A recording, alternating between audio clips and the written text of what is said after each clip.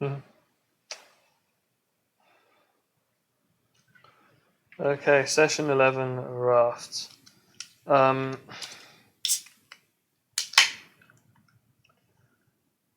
yeah, I'm starting. Is it like 2.5 days after I wanted to do this session? Just, I don't know, it's just been chaos. Well, chaos would be going too far, to be honest. I've just kind of been out of sorts, just not felt that healthy. I'm still sleeping like 9 hours a day, mostly 3 a.m. to 12 p.m., which is not ideally when you want to be sleeping 9 hours a day.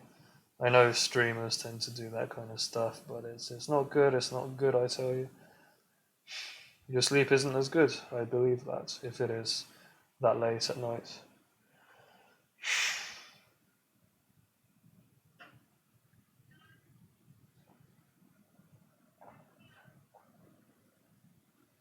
Fanta fruit twist tastes so nice after you've just been eating savory all day.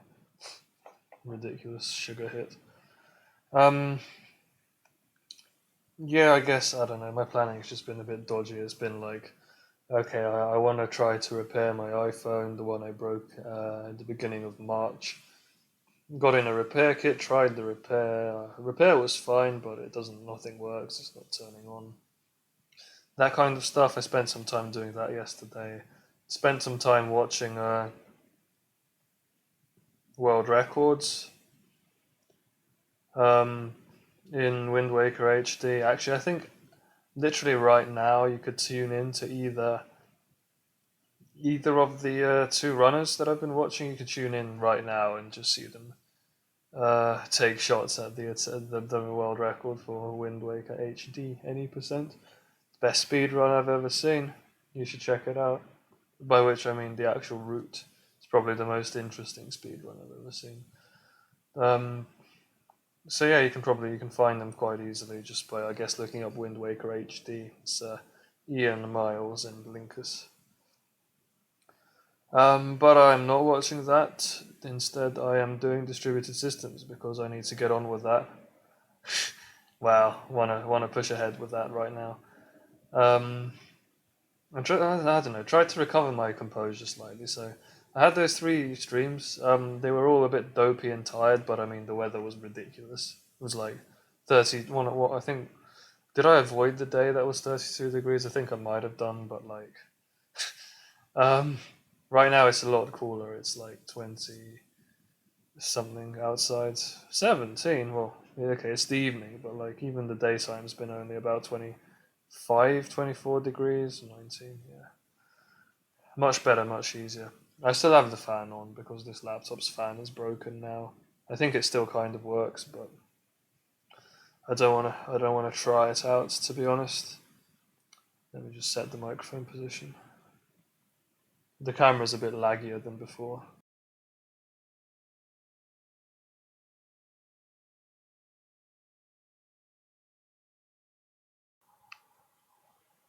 Okay.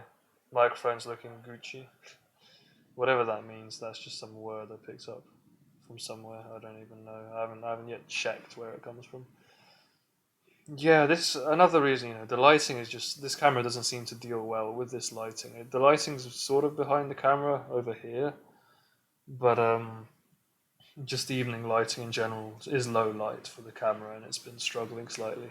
Exposure is like too high or whatever, and so there's more lag. Lag and exposure are correlated, I think. It's not like I have control over the exposure though.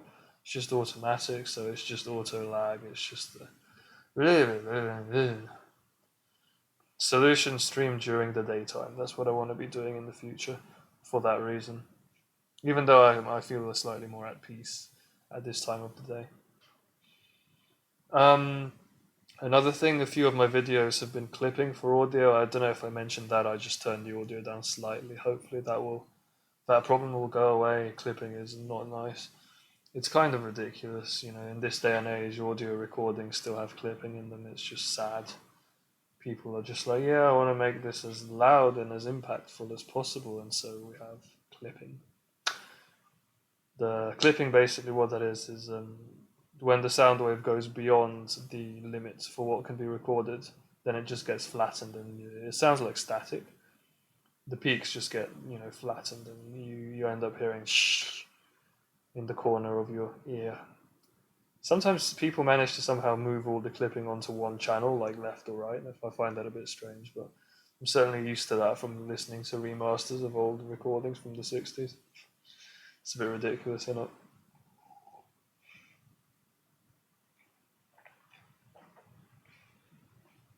Okay. But anyway, after, only 6 minutes spent mumbling about all that shit, um, I'm going to actually, camera's still fine. I'm going to actually start the work that I'm doing. So it says sketch 2B second pass. So my quick summary for you all is I am doing Raft, which is the second project out of 4, project 2 out of 4 of MIT's distributed systems practicals, which are up on the website. You can find a link to that just in my Twitch description in the about section. Or alternatively, Google 6.824. It works. The second project is Raft 2018. Second project is Raft, and it has 3 questions, and I'm on the second one. And so when I say that's what I mean by project 2 part B. So when I say sketch 2B, I am just, looking at my scrap notes, they're basically just me attempting to sort of get a hold of the theory, right? So,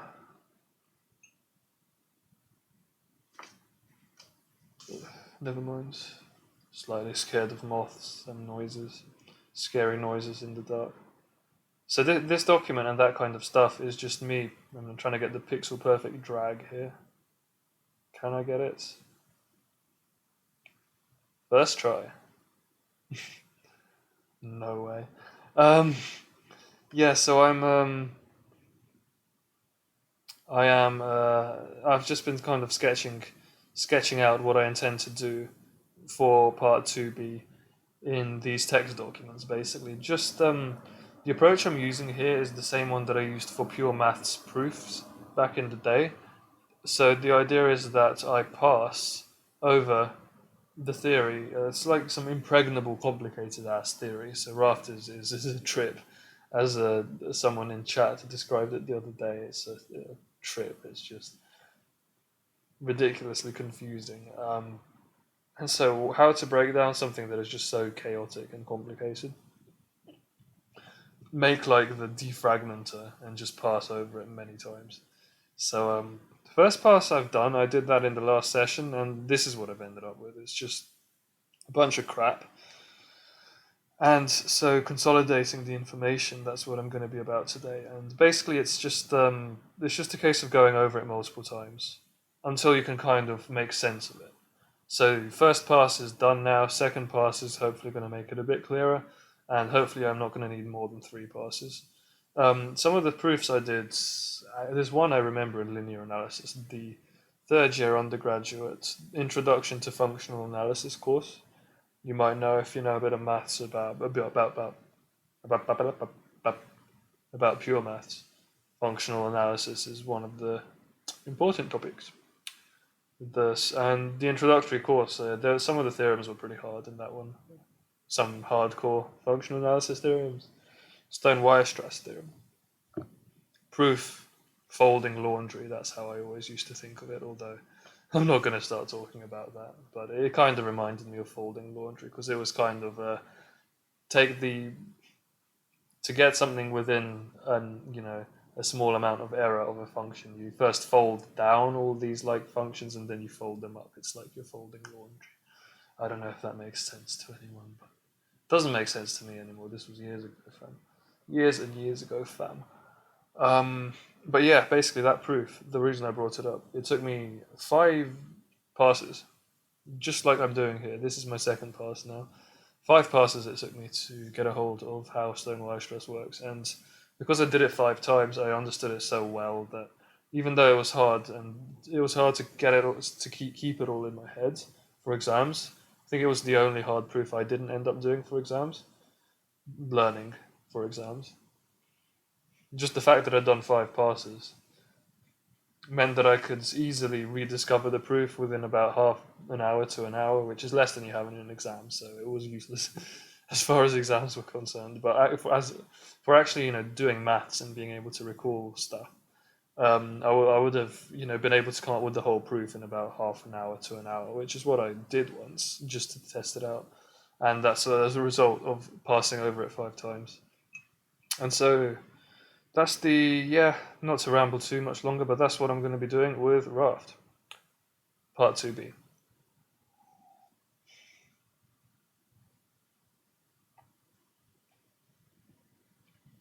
Don't know if you can see this mug, by the way, slightly off camera. My boy TV, best mug. You can get these on the internet. They're imported from the US. Take your sips from your TV mug. Actually, there are some streamers. There's actually one who has a sip emote. That's the Twitch word, isn't it? Emote. And I think I ought to order him like one of these mugs or something, just so he can sip out of something as awesome as this. This and Hitman tea. I'll show you guys Hitman tea. These puns, them puns though. Hitman tea. I'll bring that out one of these days.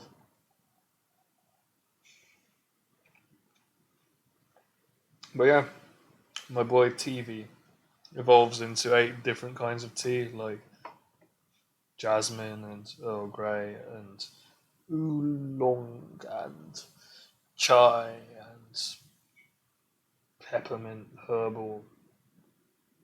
I don't know, I'm running out of different kinds of tea, to be honest, but I need to talk to my tea loving friends a bit more to get on top of all the different kinds of tea, because I couldn't even name 8 fucking teas. That's just terrible. But anyway, okay. I only have about I would say an hour and 15 minutes to actually work today, because I want to. Well, my mom will go to sleep, and then me talking will wake her up.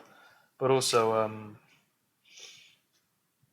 I'll get a cold as well. I could feel it coming already from this open window. But also, yeah, at midnight I just do gifts in Pokemon Go these days, and so I want to be nice and free for that, so I don't mess anything up. So it's easier to audit everyone. Auditing people in an online game, it just seems ridiculous, but there it is. You heard correctly. Um, okay, so without further ado, I'm going to start. I'll blow my nose first, and then I don't even know how I'm going to repass 2B. I'll see once I read through it all again, but basically, what this is, by the way, 2B, so within the context of Raft, which is what I'm working on, the algorithm, 2B, Part B is all about 2B and Part B are the same thing. It's all about um,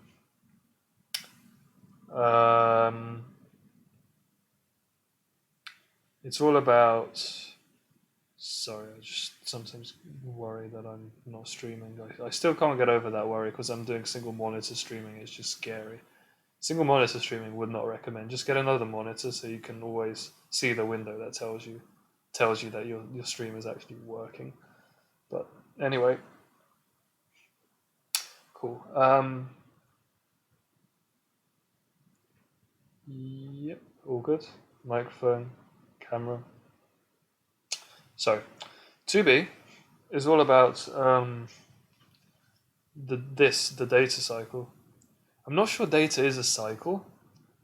I used to call it a phase, but it's definitely not a phase. It's just data is all about how Raft handles the actual information it is sent and is supposed to get consensus on and communicate. I'm still not completely sure on how that works from the perspective of the outside world.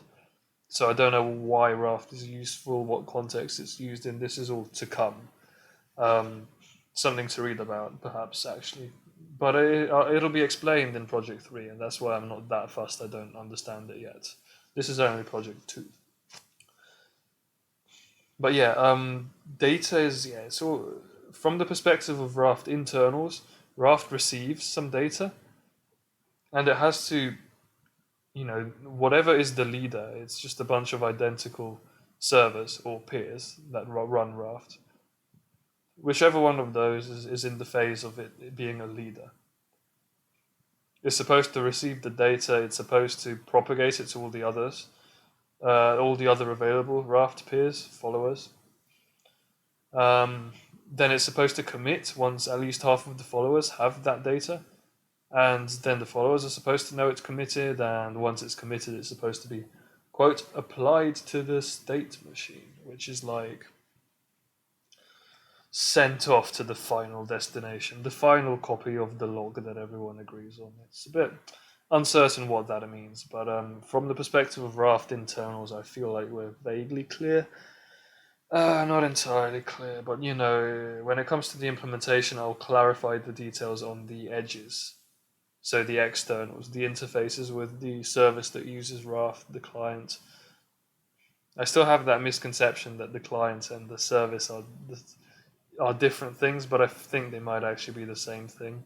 The thing that is using Raft, the service is the thing that's using Raft to verify its data, I guess, to get the consensus. Whereas the client is like whatever sends in the data to Raft. I think they might be the same thing. It's not worth worrying about. But basically, how Raft communicates with the outside world, whatever is using it, that's what is unclear. But the internals of Raft, that's the stuff that I feel like I'm going to be working on today and trying to just get them down and organized. Okay, so I'm just going to disappear for a bit to blow my nose and whatnot.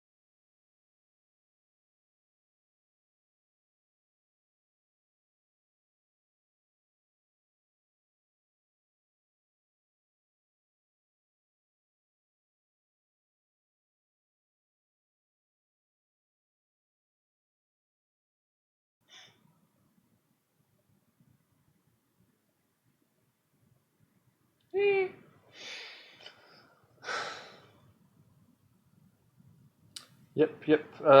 Yeah, sorry to disappear like that occasionally. What have I done? Wait, when I when I hid my camera, it moved. That's not on.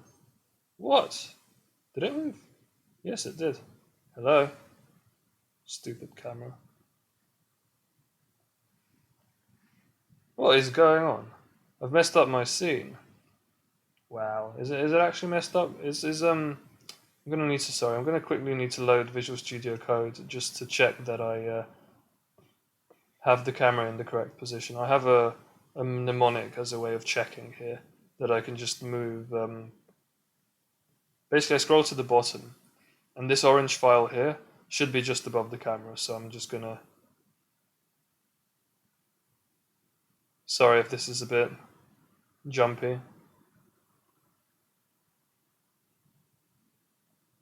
Oh my god, I can't even tell because. Okay, well, I know. No, but sorry, if I edit too many settings, then I'm just gonna crash I'm gonna crash the Streamlabs. So I have to be careful. Okay.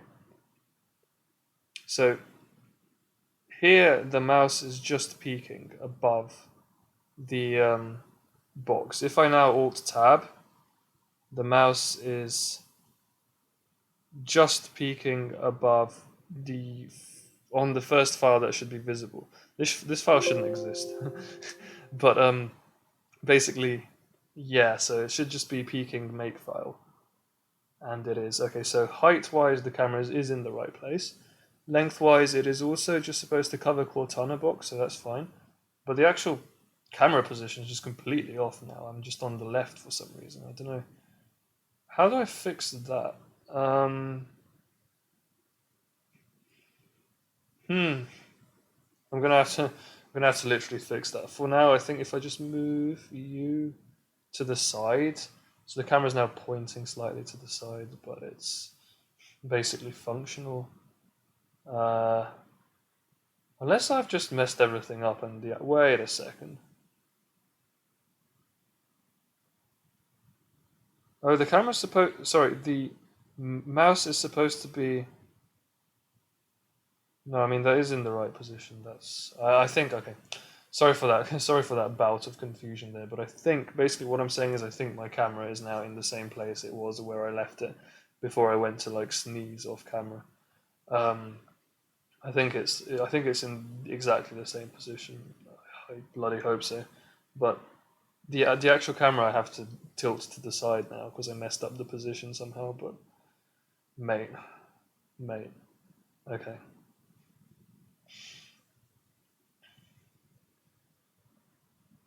All good. Yep, all good. So basically, I'm gonna.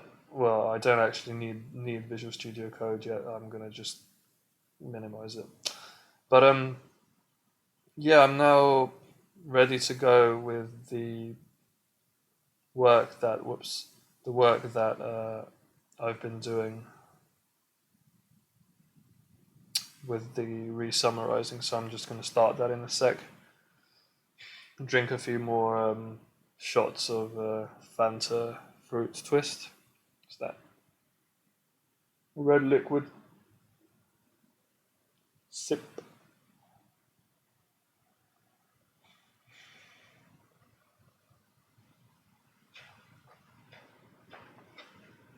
Oh my god, so much sugar. Wait, how much sugar is in here? 16 grams.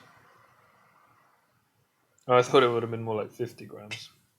But I guess that's like per liter, isn't it? Yeah, 16 grams of sugar in one can.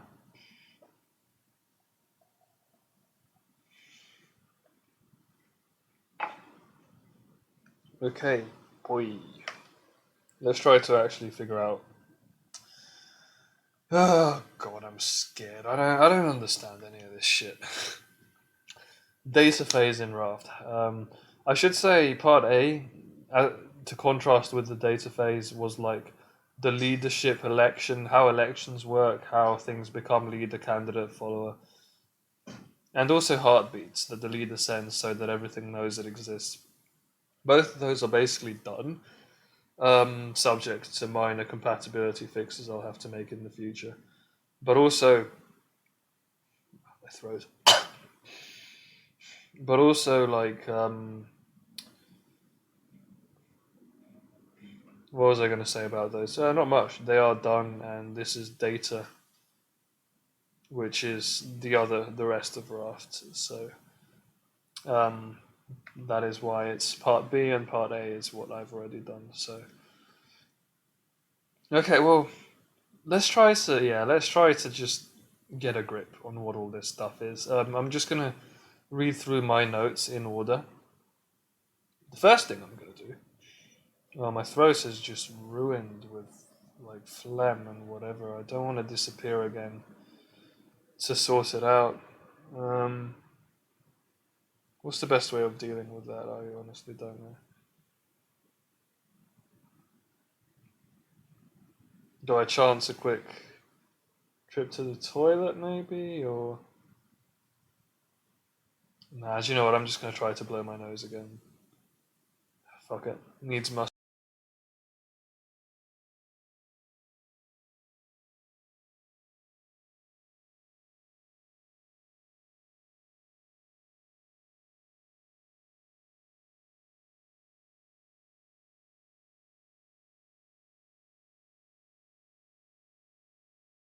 Whoops.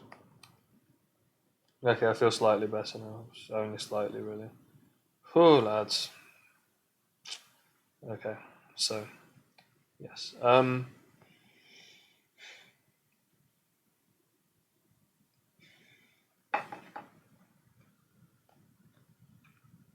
There are only three things. There are three things I said at the end of the last session that I should bear in mind. One of them I remember is just synchronizing this with the rest of the algorithm, because I don't really see how this fits with the rest of it yet.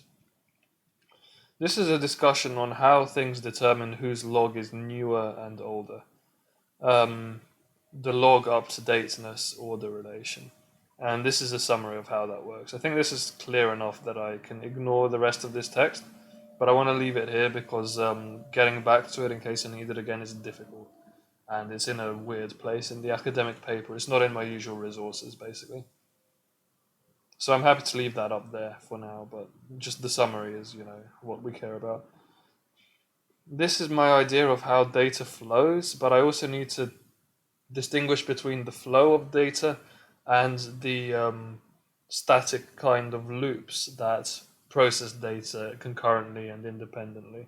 So I don't want the program to work as a cascade, because that isn't going to be able to handle things breaking down and needing to be updated on like a whole pile of data from the past. That kind of error handling is just not going to work if I structure it as a cycle. So I'm going to need, excuse me. So I'm gonna need to think of it more as a kind of these are the processes that are going on continually. Try to just get them all working in separate Go routines or whatever the concurrence lightweight threads that Go produces. Go coroutine is a Go routine. Yep.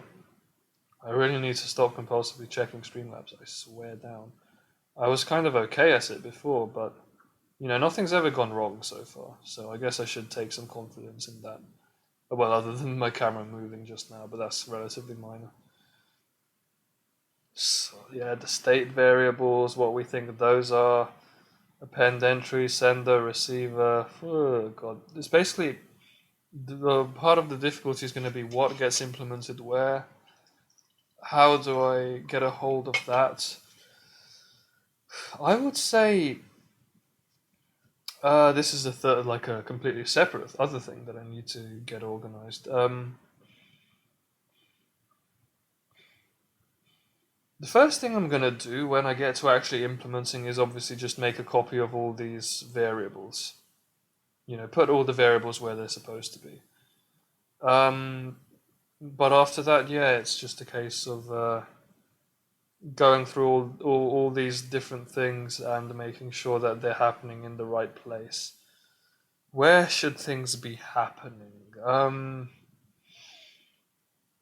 Which functions should be doing what? I think that's the kind of paradigm I want to move to, rather than what we have here, which is classifying things according to which part of this sort of data cycle that I just made up they're part of.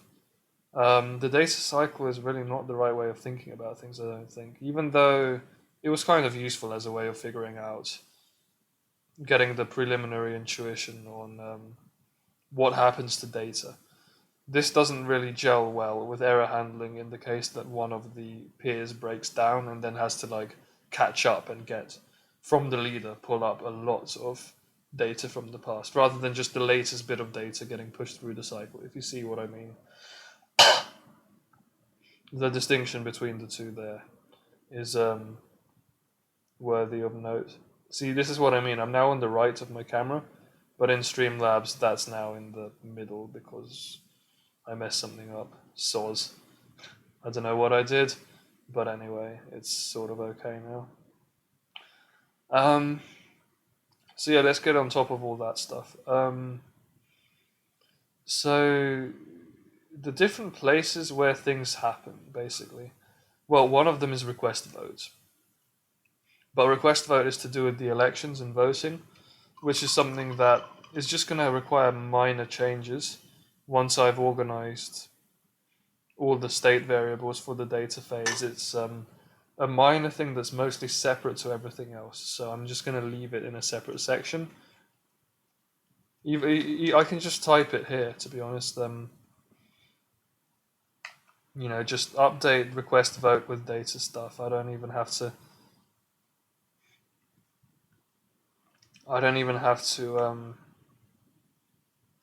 go through what I'm going to do because it's minor and I can do it at the end. I want to focus on the more important stuff, namely append entries. So append entries, sender and receiver do different things. So what I mean by sender and receiver, append entries is an RPC, which is a communication from one server to another, a handshake.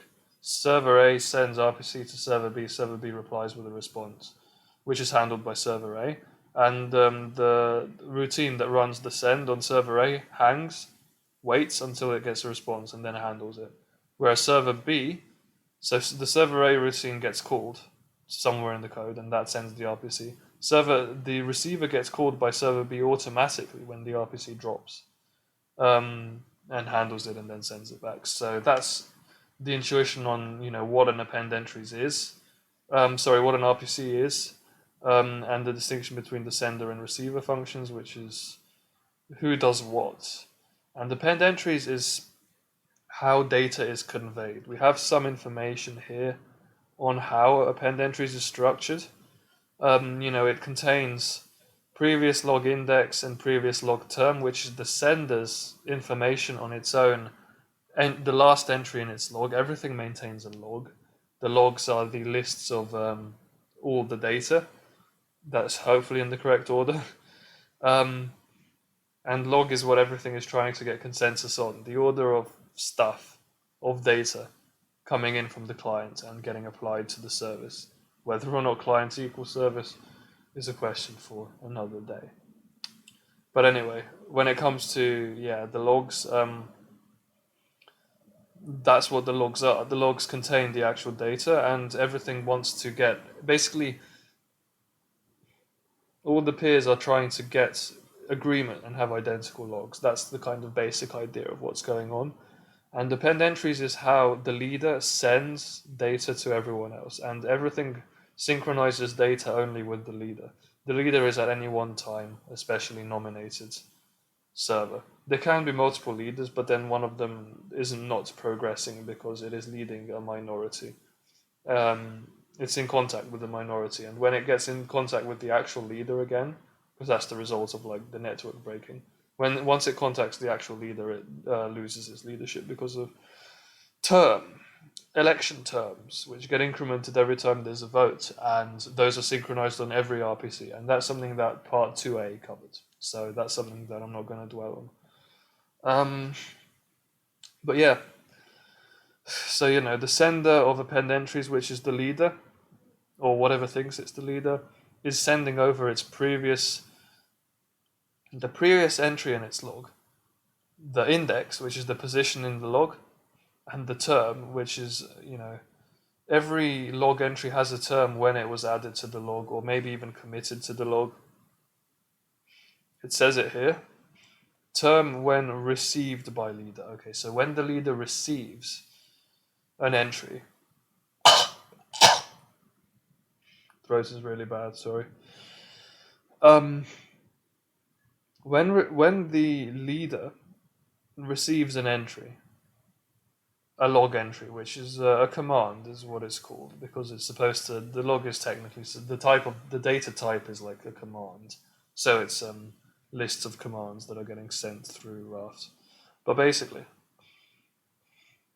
the leader is the only thing that's supposed to communicate with the client or service or whatever. So whatever's sending in the commands in the first place. If something is follower and it receives one of these commands, it just does nothing and redirects to the leader somehow. Not quite sure exactly how that happens, but for now, the idea is only the leader deals with all this stuff, okay? And so when the leader receives an entry is important. The term when that happens.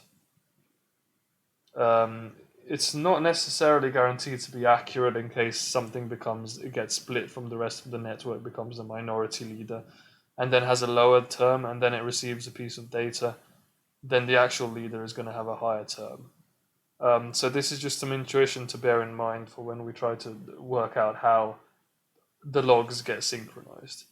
But as far as implementation is concerned, right, it's just the leader sends for its previous term the index, the position in the log, and the term, which is the term of an entry is the term when the leader received the entry. This is the payload that is sent over the new entries.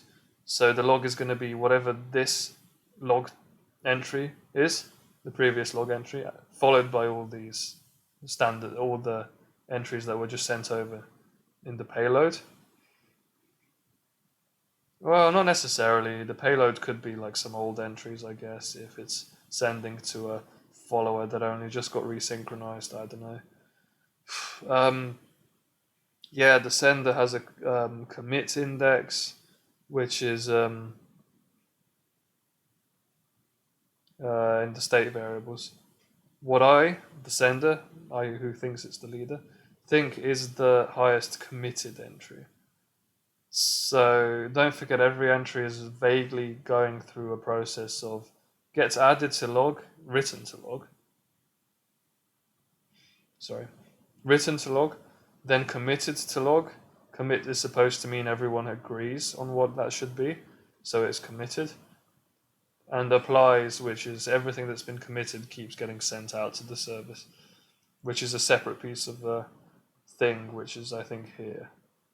Yeah, this is how things that are committed go to being applied. That's covered by this step, which is, I'm not sure where that's going to get implemented at all yet, but we'll find out soon.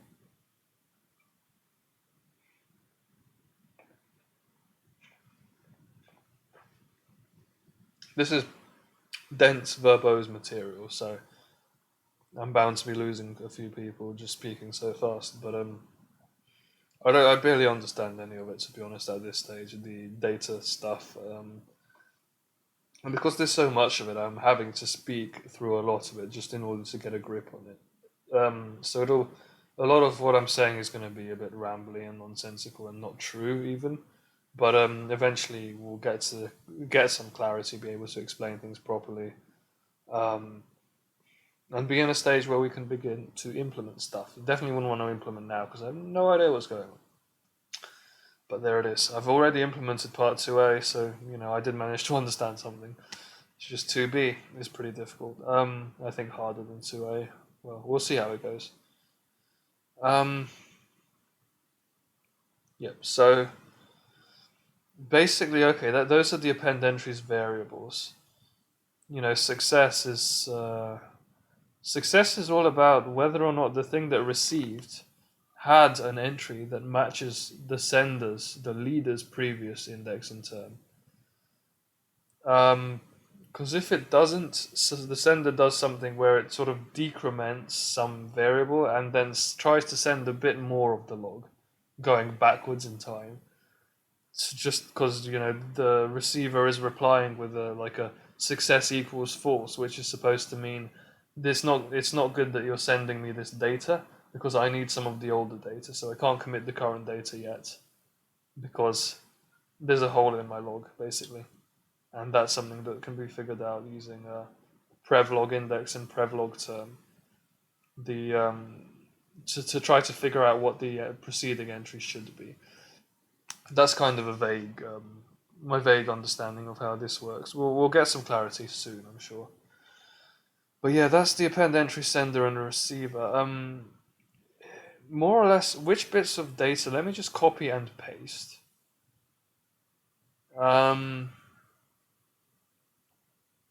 Let me just copy and paste some data on some information on what does what. I would say with the receiver, I probably should not rely on my own notes so much because some of this stuff I just made up. Like this stuff is me. I do distinctly recall making this up rather than copying it straight out of the blueprint. So I'm going to try to just stick with the facts for the time being first. Look at the blueprint. Which is bottom right of my Twitch page. You'll get a link to the blueprint. This is the Raft academic paper, excerpted, basically. But this shit, yeah. This gunge here has a section explicitly for receiver implementation. So I'm going to try to write that down and get an understanding of what's going on there. Okay, so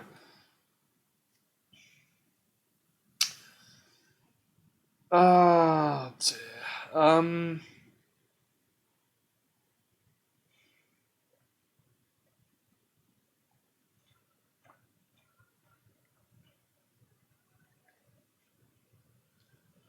You know, you know, you know.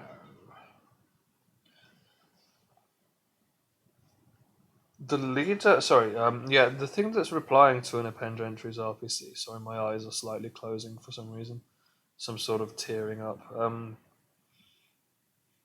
Yeah, the basic idea of append entries RPC is the leader is constantly sending out append entries RPCs.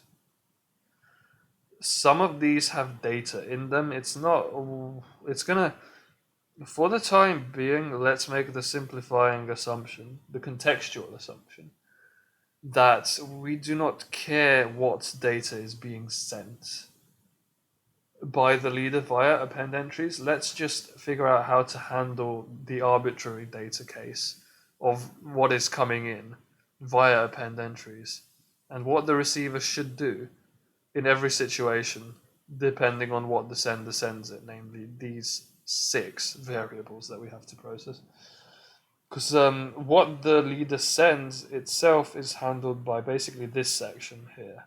The sender, this is mostly the sender implementation for RPCs. Slash, where is the sender even supposed to be called in the first place? So let's assume we've just received some data from a leader, whatever we think is our leader. It sent us an append entries. What do we do? Well, we already have term sync, right? Term sync is the stuff that I implemented before. It's just a bit cold, to be honest. I might get a cold if I leave the window open. Yeah. So term sync is what we've implemented before. Arbitrary RPCs, both append entries and request vote, synchronized terms. Okay.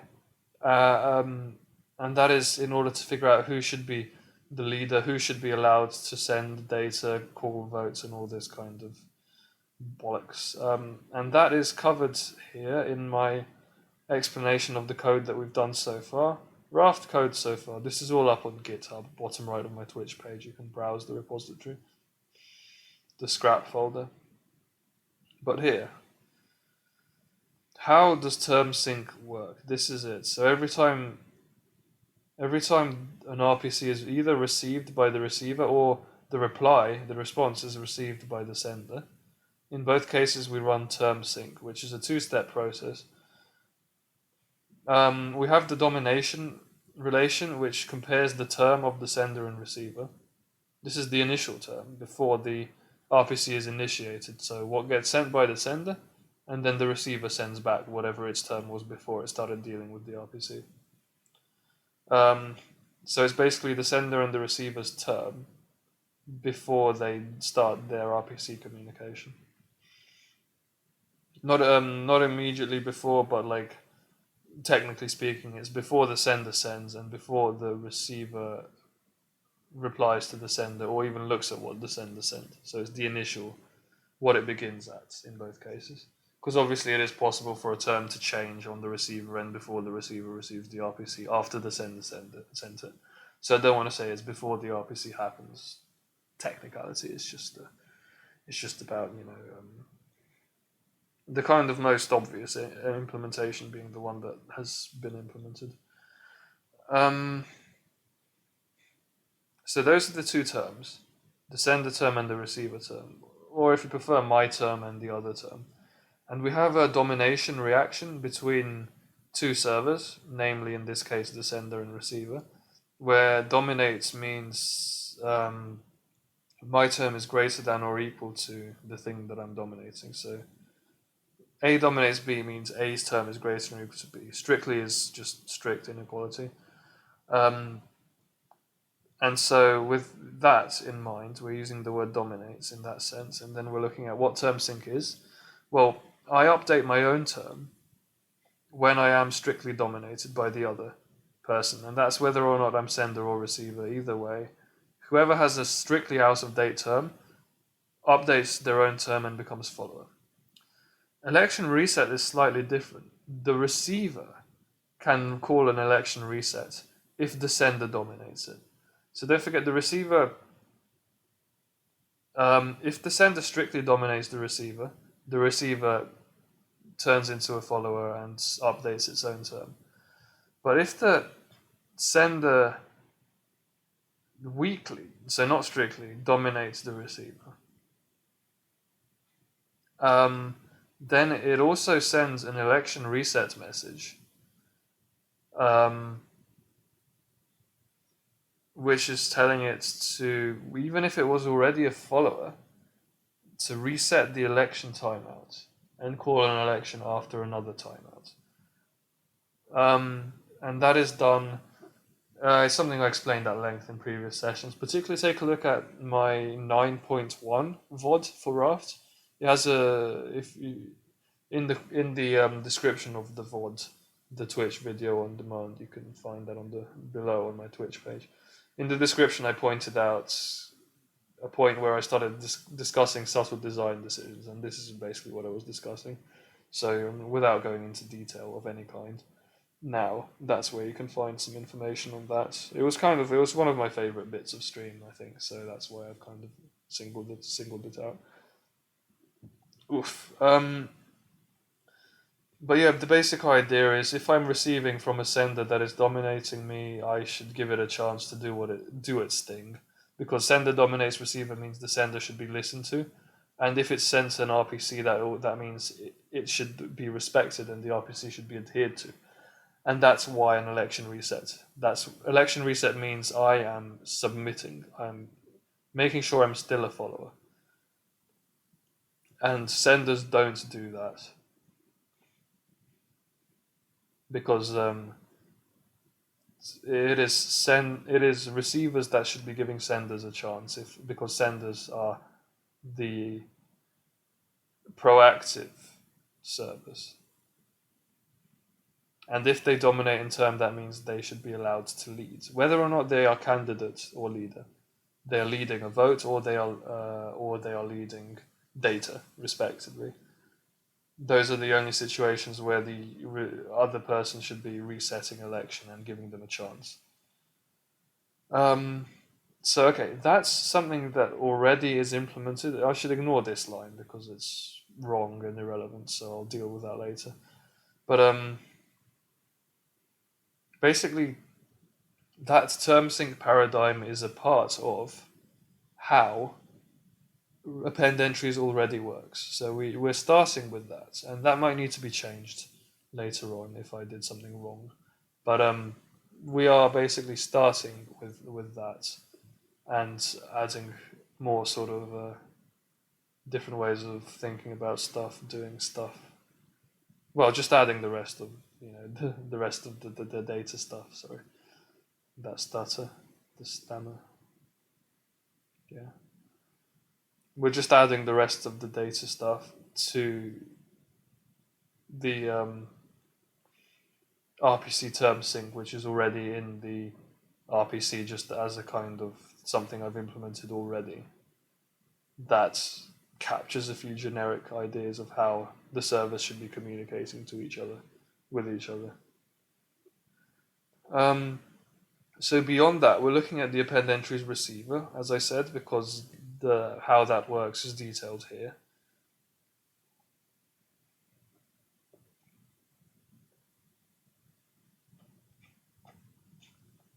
And you notice we have to. So we're saying the way we're thinking about this is we've received these 6 pieces of information from the sender of append entries. The sender of append entries thinks it's leader. That's always true. Only leaders send append entries. And I reply with term and success as the receiver.